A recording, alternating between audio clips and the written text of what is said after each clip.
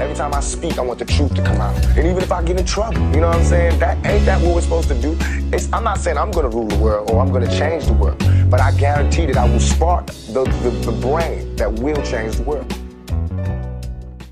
With the flow painter, by doing it out alone. Like Jeffrey Dahmer, I might go psycho, flow like Nitro, like a rifle, dangerous, but my name ain't Michael. Now, of course, you were able to know Tupac, you worked with Tupac. What's your fondest memory of Tupac?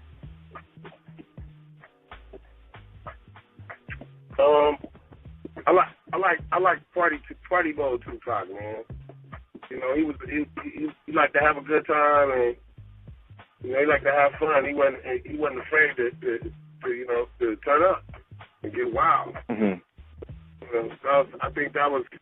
I also liked philosopher Tupac.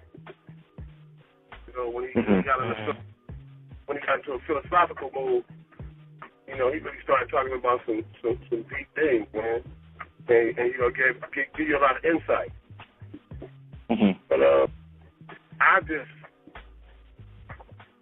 for me, man, I saw it coming, man, and I remember me and Tretch, most of the time when I hung out with Tupac, you know, Tretch would be around too because, you know, him and Tupac was real close. They were like brothers, and I, you know, me and Tretch was real close. So most of the time when I was around Tupac, I was around Tretch as well. So me and, you know, whenever all this things started happening, and you know, it started looking like things was going in the adverse direction, and you know, we would start to talk to Tupac about, like, man, you know, slow it down a little bit, bro. You know, just relax, man. You got everything going for you. Just calm down. He was like, you know, and he basically said, hell no, I ain't calming down nothing. You know, I got an agenda. I got an agenda, and I'm trying to push the line on everybody and everything. And you know, and it always worried me, man. You know, I used to worry about the brother often. You know, I'd always shoot him a call and, you know, leave messages on his voicemail, like, man, you all right? You know, hit me up, man. What's up? All right. You know, I heard about what you do or whatever. You know, somebody told me they saw you last night. I'm like, man, what you doing, man? What you doing? Cut that shit out. You know what I mean? And it was like one about your little brother, man. You know, yeah. I often try to, you know, play the big brother role with Tupac, but he wasn't having it. I'm shady, because he you know, it's kind of hard to play a big brother role with somebody when they know they just as intelligent as you are, or maybe more so than and you know, they've seen as much in life as you have, even though they're younger than you. You know, it's kind of hard to get them to listen to you. And I'm not saying that he didn't listen to me. He just didn't listen to me. Yeah. Yeah, you know, he listened to me. He was respectful and everything, but you know, it's got to be in one ear and not the other. Because he was doing his pop thing, man. And I felt him. He was an activist and a revolutionary, man. He just, you know, he had things he wanted to get done, and if things didn't move fast enough for him, he'll raise hell and act a fool. It was just that, you know, he's like, I need this to happen now. It to happen right now. And I'm not talking about like in a normal day, like, cause you know, Tupac was the kind of cat, man. He treated the maid well. You know, he go to McDonald's. He treat the people at McDonald's well. You know, he's nice. He was nice. He was nice to regular people. He pushed the line on. He pushed the line on so-called the so-called fantastic. You know, he pushed the line hard on them. Like, oh, you talk about you this and you that. Well, you know, what you gonna do? What you gonna do for this struggle? You know, we got sponsors. We got these people over here. You know, they need help. What you gonna do about that? And you know, he ruffles feathers all the time, bro. You know, he ruffles feathers. he would network and all that, but he always in the back of his mind, he had an agenda. He had an agenda. He wanted to make change. He wanted things to change. He wanted to make change, and he wanted it to happen now. He didn't want to wait for change. He wanted if he had an idea, he wanted that idea to happen today. Like in the next an hour after he had an idea, he wanted to start making it happen. You know, and that's the Gemini. That's the Gemini in him. And he was, and you know, but the thing about it is that he was so motivational as a speaker, and he was so eloquent with his vocabulary, my brother, that he could make you believe. He can make you believe something that he just thought of. He can make you believe that he thought of that he been planning it out for the last 6 months. Yeah. But the idea he had an hour ago. But he can make it seem like it was something he'd been working on for 5 years. Wow. And that was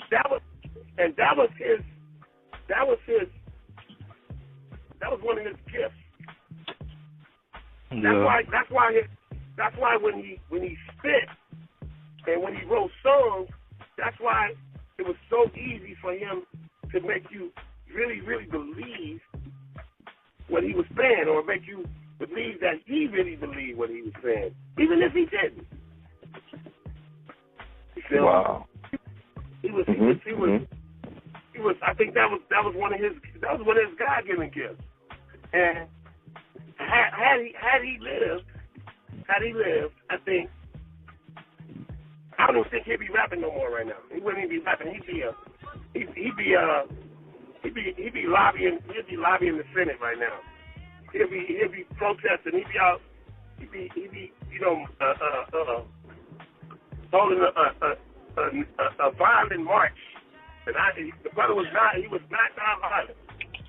He was like not. He was any means necessary. He was any means necessary. And I was speaking to somebody about that earlier. He was like, let's throw rock bombs, fire bombs, and bullets at the police. He was like, fuck all that linking arms and walking down the street and turning the other cheek. With that. He was with that, he was like, MDK. Whatever we need to do, let's get it done. Yeah. And that was his dark side, like you said, the Gemini in him. That was his dark side. He believed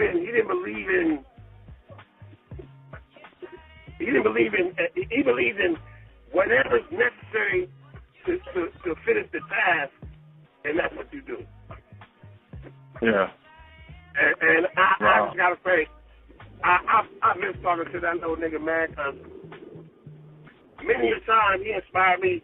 A lot of times I would hang out with Tupac, and when I got home, I go home and write.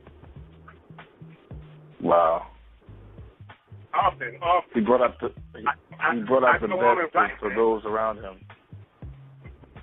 Wow. He was my friend, but he was a motivational type of motherfucker, man. Definitely. He made you believe that he made people believe that anything was possible. Like, seriously. Like, I know he made me believe that. So, like, he started, man, and he kind of preached, but he didn't preach. He would talk to you, at you, and with you at the same time. You know what I mean? So, wow. I would see him. He knew how to wind a motherfucker up too. He'll wind your ass up, bro. He would say, he'd get people riled up. He knew how to calm people down. He knew how to rile people up. He knew how to smooth talk. He knew smooth talk any female. Like, he knew exactly what to say all the time. And then he had that flashy ass 7 Davis Jr. smile and shit. Man, he house. You know what I'm saying? He used to melt these hoes down in a little pool of brown butter. And do anything he wanted to with them. You know, but I would tell you one thing about Pac, man. When it came to women, like, as long as a female carried herself the right way and they come off wrong or be disrespectful towards him, he was always disrespectful towards women, bro. He wasn't the type of guy to just come out and be like, bitch, shut up. Or, bitch, get out of here. He wasn't that type with us. Bitch like, oh my God, it's Tupac. Damn, baby. He's like, bitch, are you serious? Get the fuck out of here with that bullshit. If female came up to him and they was like, oh my God, hi, how are you, Pac? It's so nice to meet you. I've always wanted to meet you, whatever. He say, how you doing, man? It's good to meet you too. You want to take a picture? You know, whatever. You know, I mean, he was cool like that. Long as you have respect. As long as you have respect. If you have no respect, though, he gonna start some shit immediately. And he wasn't the type that's he wouldn't give you time to push the line on him. He pushed the line on your ass immediately. And you know, he always rolled deep, bro. He always rolled deep, so 7 times out of 10, you wasn't really gonna have a chance to get your ass whooped. Get your ass on. And he sit back and smile and laugh at you while you get your ass whooped. I seen him do it. But he was like I said, he didn't do it for nothing. You had to step out of line. When you stepped out of line, though, he was you know, we started to chastise. He had chastised your ass. Whip your ass like that. You know what I mean? He was a profound brother, man. I you know, we need another one. Anyway, I don't want to start going to some whole other thing, man. You know, I want to say rest in peace, my young brother, man. And you know, I really hate to be sitting here, bro, and be talking about this shit for real, my nigga. Like, it's not even something I ever thought, you know, how damn can? How the fuck you? Yeah. Your kids ain't supposed to die before you, man. They just really not, bro. That was, man, you know what I'm saying? Shit, man. It wasn't right, bro. It wasn't right, man. Well, and, you know, we definitely thank you. Yeah, I don't want to say no stupid shit, but I'm going to say some stupid shit, nigga, but it should have been me, man. I would have took them bullets, man, because I would have took them bullets. By the time, man, I had already said a lot of shit that I wanted to say, man. He wasn't done yet, bro, and it ain't right. It ain't right, man. It ain't right. Anyway, Shaka Zulu, man, say la vie, and let's try to build a Tupac point 20. We're gonna have to build it. We're gonna have to build another one, man. And if he or she is out there, bro, when they come knocking and they come looking for that platform, let's be ready to put them on that pedestal. That's what I'm saying. Definitely. Well, Coolio, we definitely thank you for coming on the show. We truly, truly appreciate it. Not a problem, man. It was my pleasure, man. I could talk about I could talk about him all day, man. Because like I said, I really knew him. Matter of fact, if for people that's listening, if y'all don't know this, the first very, very, very, very first time they saw me on the world saw me on MTV, Pop put me on MTV, bro. He the one. He put me on MTV for he let me spit a freestyle during his first 15 minutes. It was his first 15 minutes of fame, and he gave me 3 or 4 of them minutes, man. That's the type of brother he was, though. That's what he was, you know what I'm saying? He loved to shine, but he didn't want to shine. He didn't want the light to only be on him, bro.